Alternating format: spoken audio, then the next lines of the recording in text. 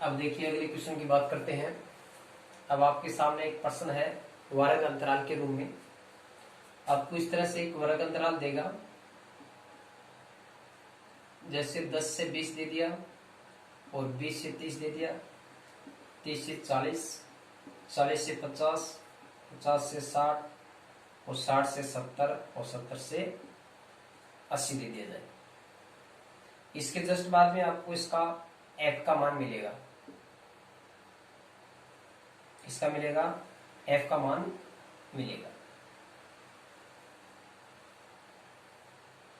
ये हो गया f का मान 3, 5, 6, 7, 2, 4, 3। इस तरह से आपको क्वेश्चन मिलेगा। अब आपको इसका क्या निकालना है? सबसे पहले समांतर माध्य निकालना है। क्या निकालना? आपको समांतर माध्य निकालना है। समांतर माध्य की 3 विधियां हैं। एक तो डायरेक्ट मेथड,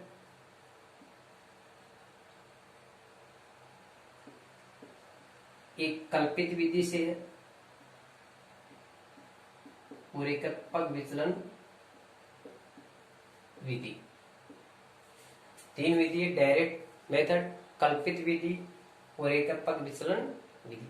सबसे पहले हम निकालते हैं डायरेक्ट मेथड से, और ज्यादातर बच्चे इसी विधि से प्रश्न को हल करते हैं।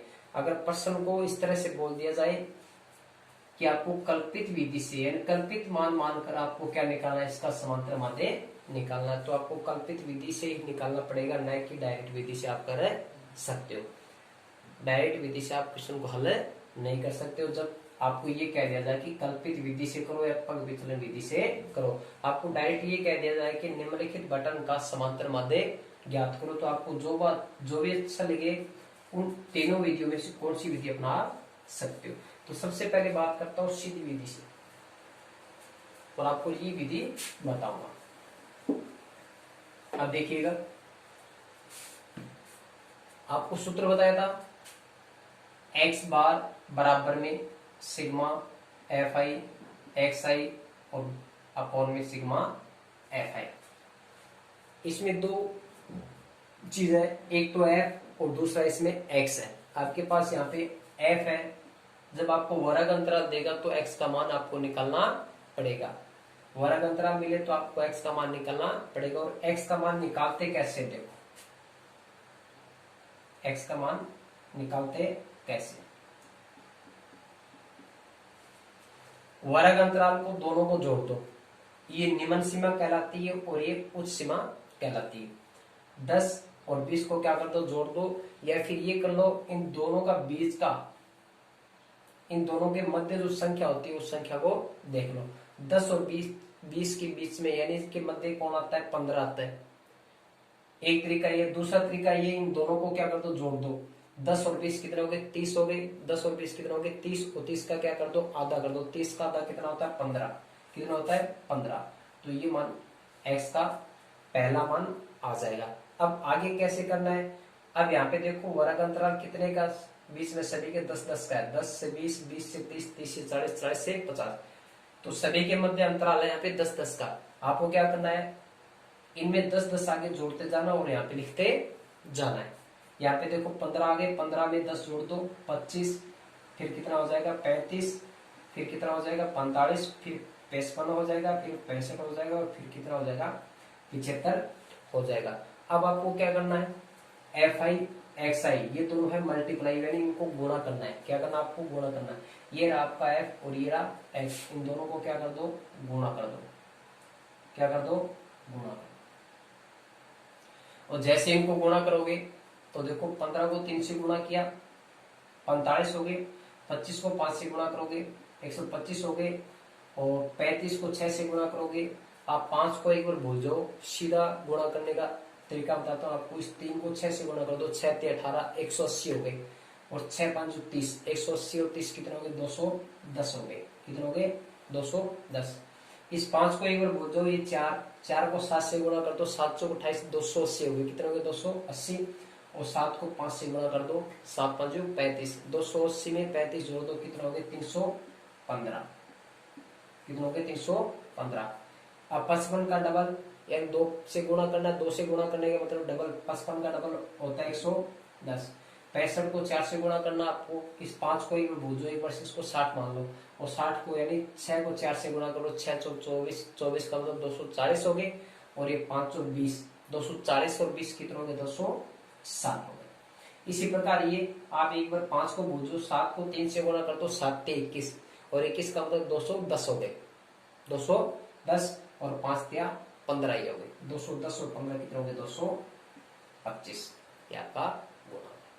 ठीक, अब आपको क्या करना है, एफ आई एक्स आई को जोड़ना है, एक एक करके जोड़ लो, इकाई जोड़ो। सबसे पहले 5, 10, 15, 5, 20, असल 2 लगे, यहाँ पे लिख दो सिग्मा एफ आई एक्स आई, और एक लाइन नीचे की तरफ है खींच दो। दो संख्याओं का आपको योगफल करना है, एक तो एफ आई एक्स आई का, और एक योगफल करना आपको किसका, एफ आई का। आप एक्स आई का योगफल मत कर देना, क्योंकि योगफल किसका चाहिए आपको, एफ आई का चाहिए, न कि एक्स आई का। यहाँ पे इसका योगफल किया तो कितना है, यहाँ पे 20, 20 का 0 आ गया, और असल 2, 4 और 2 कितना हो गए, 6 और 1 7, 7 और 1 8, 8 और 1 9, 9 और 6 15, 15 और 2 17 हो गए, और 2 असल लगे 19। फिर से असल 1 लगी, 2 और 2 4, 1 5, 5 और 3 8, 2 10, 1 11, और 1 असल 12। इसका योगफल आ गया 1290। अब आपको योगफल किसका करना है, एफ का। किसका करना है, एफ का। एफ का कर लो, 3 और 5 8 हो गए, 8 से 14 हो गए, 14 7 21, 21 2 23, 23 और 4 कितने हो गए, 27, और 27 और 3 कितने हो गए, 30 हो गए, और ये योगफल आ गया एफ आई का। किसका आ गया, और ये दोनों के दोनों मान पुट कर दो। एफ आई एक्स आई का मान कितना आ रहा है, 1290 आ रहा है, और एफ आई का योगफल कितना आ रहा है, 30। 0 से 0 कट जाएगा, और 129 में 3 का भाग लगा दो, 300 के 12 हो गए, और 3 तिया 9, तो इसका सही आंसर क्या हो जाएगा, 43 हो जाएगा, यानी 43। तो आपको क्या करना है, वर्ग अंतराल मिलेगा, एफ का मान मिलेगा, सिंपल सा है। अगर आपको एक्स और एफ आई का मान मिले, एक्स और एफ आई का मान मिले, तो आपके यहाँ पे 3 स्टेप बनेगी, 2 तो आपको मिलेगी और तीसरा आपको निकालना है। जब आपको वर्ग अंतराल मिले और साथ में क्या मिलेगा, एफ आई का मान, तो आपके 4 स्टेप आएगी। 2 तो ये हो जाएगी, एक एक्स निकालना है, और चौथा ये, समझ गए। उसमें 3 स्टेप, और इसमें कितने स्टेप होती है, 4 स्टेप होती है। वर्ग अंतराल से आपको एक्स का मान निकालना है, वर्ग अंतराल से यहाँ पे एक्स का मान निकालना है, आपको तरीका बताई दिया। इन दोनों का मध्य मान लिख दो यहाँ पे, और जितना गैप होता है इन संख्याओं के बीच में, उनका क्या कर दो, जोड़ते जाओ। इसके बाद में एफ आई एक्स आई को गुणा करके इनका योगफल करना है, और एक तरफ किसका योगफल करना है, एफ का योगफल करना है। एफ आई एक्स आई का जितना योगफल आया, उसमें एफ आई का योगफल करके उसका भाग इसमें लगाना है। ये हो गया आपका समांतर माध्य। क्या हो गया, समांतर माध्य। इसी क्वेश्चन पे आपको क्या बताता हूँ, माध्य का बताता हूँ, और इसी क्वेश्चन पे आपको क्या बताता हूँ, बहुलक बताता हूँ।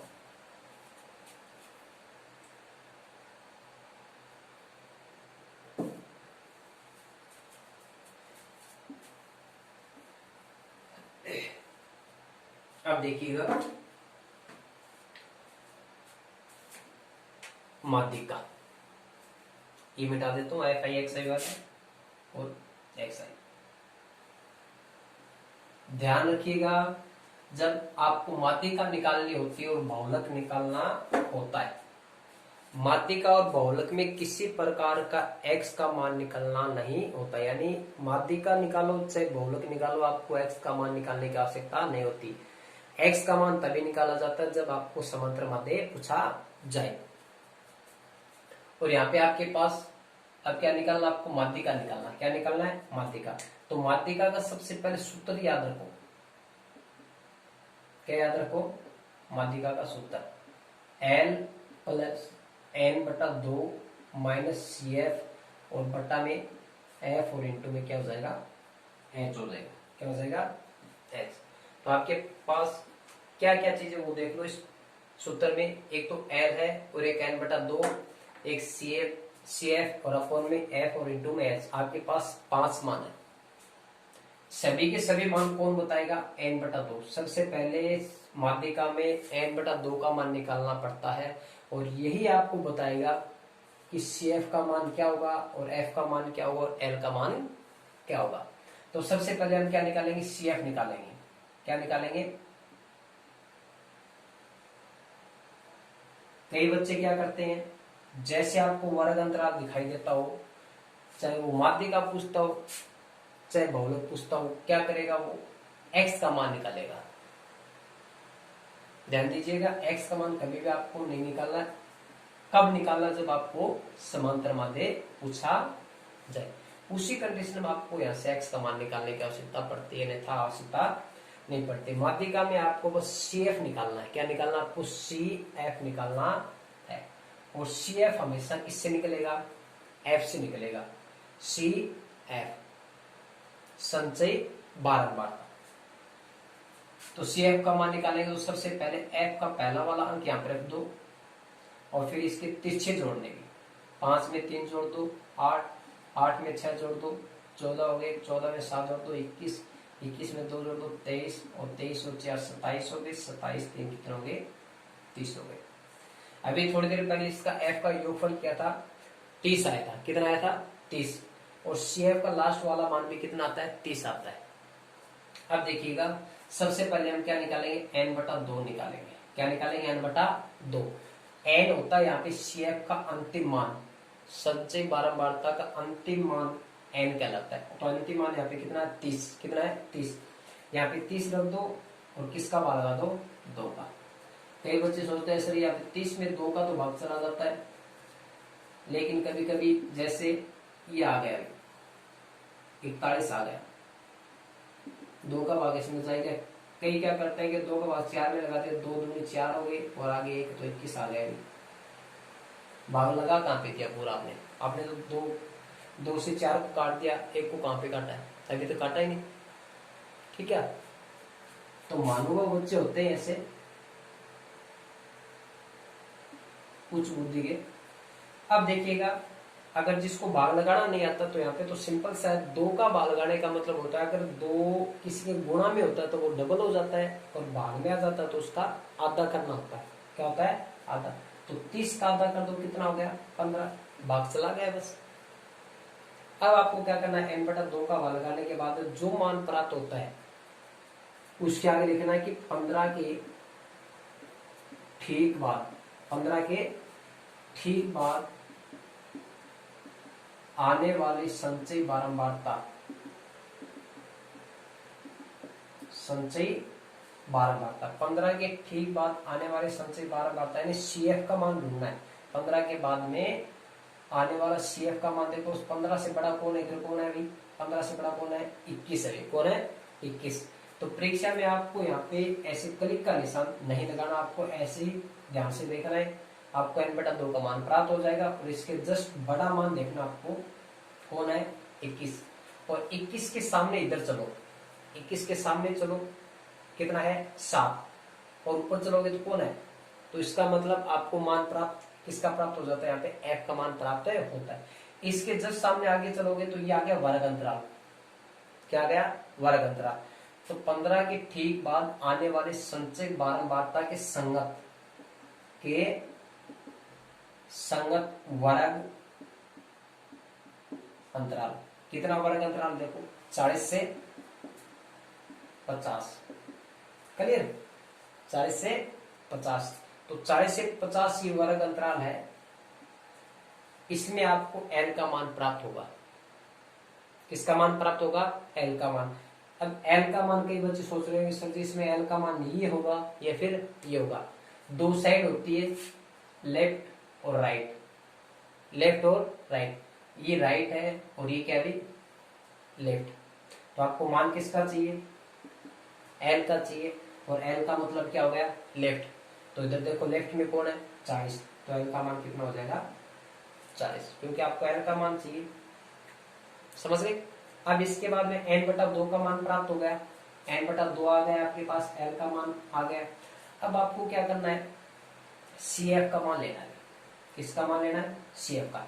CF का मान देखो n/2 ही बताएगा। n/2 का मान कितना आ गया, 15।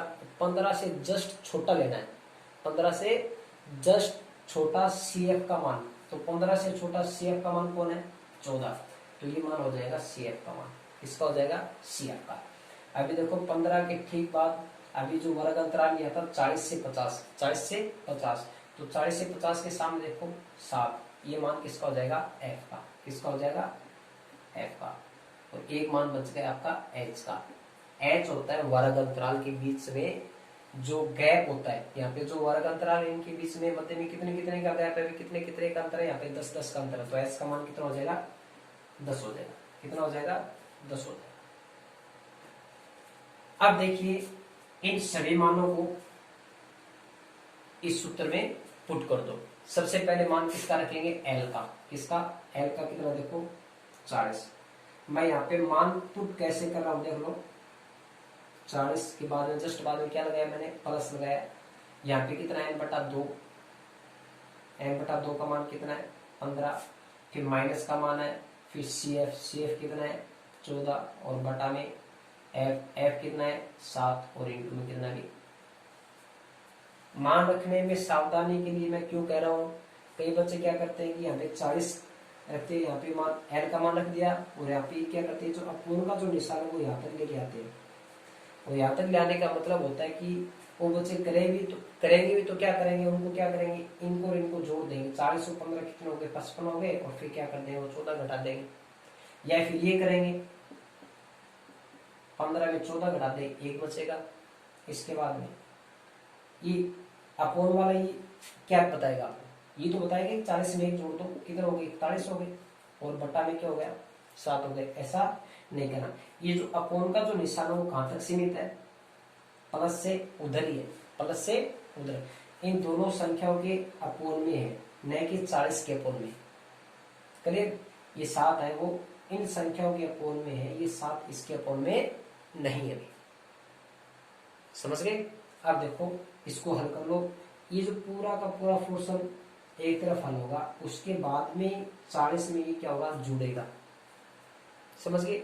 दूसरी बात, ये जो मान है इससे हमेशा छोटा ही मिलेगा। क्या मिलेगा? छोटा। अगर ये मान इससे बड़ा आ गया तो इसका मतलब आपने इसके मान क्या निकाल दिए? गलत निकाल दिए। फिर आपको ऐसे ही वापिस चलना होगा। अब देखो इसको हल करते हैं। 40 हो गया प्लस 15 में 14 गए, 1 बचा, बटा में कितना हो गया? 7 और इंटू में उसके हिसाब से हल किया तो वहां पे कितना आया था? 41/7 आया था।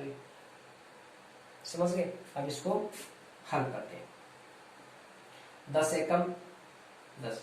कई बच्चे क्या करते हैं? 10 को 7 से गुणा करते हैं। ये 10 1 के गुणा में, ये 10 किसके गुणा में? 1 के गुणा में। ये 1 से गुणा होगा न कि 7 से। 10 के नीचे तो 1 है भाई। 10 1 के गुणा में और ये 1 7 के गुणा में। कोई भी संख्या उसके अपोन में और गुणा में 1 हमेशा रहता है। 10 को 1 से गुणा करो, 10 एकम 10। 10 में 1 का मान लगाओगे 10 आएगा। तो यहाँ पे 1 अपोन में भी रहता है और गुणा में भी रहता है। तो ये 10 1 के गुणा में 10 एकम 10 और 10 में जैसे 7 का मान लगाओगे तो क्या आएगा? 1 बार भाग जाएगा, 7 एकम 7, पीछे बचेगा 3। फिर आगे कुछ संख्या है नहीं उतारने के लिए, सबसे पहले क्या उतारोगे? दशमलव उतारोगे और 3 का आगे 0 उतार दो। 30 हो गए। 30 में 7 का मान लगाओ, 7 चौक 28। फिर बचे पीछे कितने? 2। 2 के आगे 0 उतार दो, 20 हो गए। 20 में 7 का मान लगाओ, 7 दूनी 14। कितने हो गए? 7 दूनी 14। पीछे बचे कितने? 6। 6 के आगे 0 उतारोगे आप, 60 हो गए। और 60 में 7 का मान लगाओ, 7 8 56। 6 लगभग ये कितना आ रहा है? 40 में 1 जोड़ दो, 41.42। इसका क्या हो जाएगा? आंसर हो जाएगा। ये आपका क्या प्राप्त हो जाएगा? माध्य का बोल दो, चाहे इसको माध्य के बोल दो। तो आपको ये 2 चीज देगा, एक तो वर्ग देगा, वर्ग अंतराल देगा, और एक क्या देगा? आपको बारंबारता का मान देगा। इन 2 चीजों को यहाँ पे सारणी में उतारना है। उसके बाद में आपको CF का मान निकालना है। और CF का मान आपको बता दिया कैसे करना है। इसका पहला मान यहाँ पे तो फिर इसका पीछा योग करना है।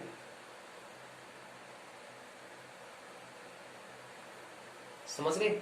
अब इसके बाद आपको क्या करना है? सूत्र रखना है। सूत्र रखने के बाद आपको सबसे पहले n/2 का मान निकालना है। n का मान यानी CF का अंतिम मान क्या कहलाएगा? n का मान कहलाएगा 30/2 हो जाएगा। 30 में जैसे 2 का मान लगाओगे 15 आ गए। 15 के ठीक बाद संचय बार संचय बारंबारता में, तो CF का मान आपको ढूंढना है। CF का मान यहां से प्राप्त हो जाएगा। सबसे पहले आपको वर्ग अंतराल प्राप्त हो गया, 15 के ठीक बाद आने वाले संचय बारंबारता के संगत वर्ग अंतराल कितना प्राप्त हुआ आपको, 40 से 50। ये 40 से 50 हो गया, और इसमें आपको दो मान प्राप्त होंगे, एक तो L का मान और एक F का मान। आपको क्या करना, सीधे ऐसे जाना है, ऐसे मोड़ना है।